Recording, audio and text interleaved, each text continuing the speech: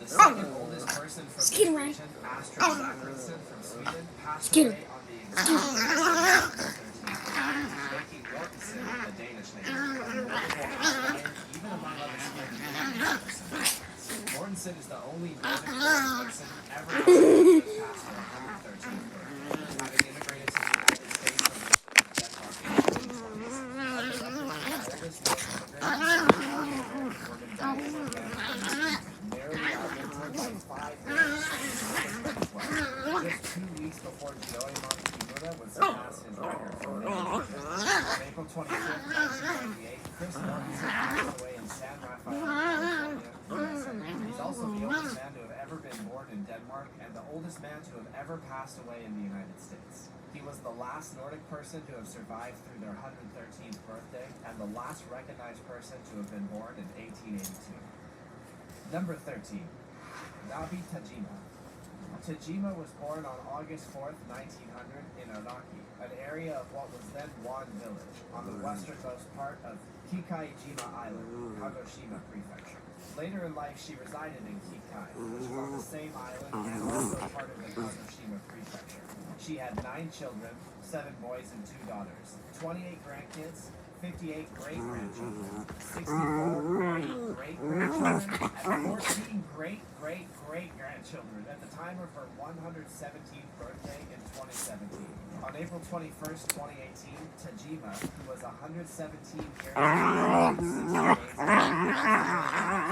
Kikaijima, Kagoshima, Japan, due to natural causes. According to reports, she did in the hospital in January for that. Tajima is currently the 5th oldest validated person ever recorded and the 2nd oldest validated Japanese person.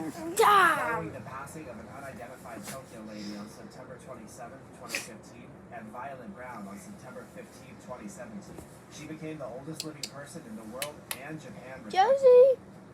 Number 12. Walter Brewing. On September 21st, 1896, Walter Brewing was born in Melrose, Minnesota, to John Brewing and Cora Morehouse Brewing. He had 2 brothers and 2 sisters as siblings. He then claimed to remember events from the 1800s, with the oldest recollection he could recall being of his grandpa, a Civil War soldier, telling him tales about the conflict.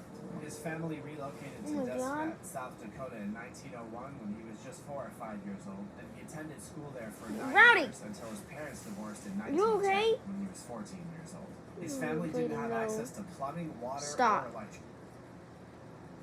Here at Hometown Certified Pre-Owned, not only do we listen to our customers, we do everything we can to put them in a vehicle that fits their wants, needs, and budget. We offer a free 10-year, 100,000-mile powertrain warranty, as well as 2 years free maintenance on every vehicle.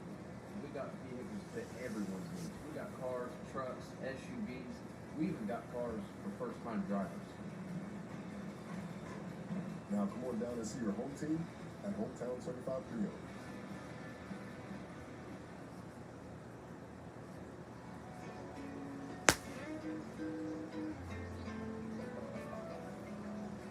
Come out, all you daggone fleas.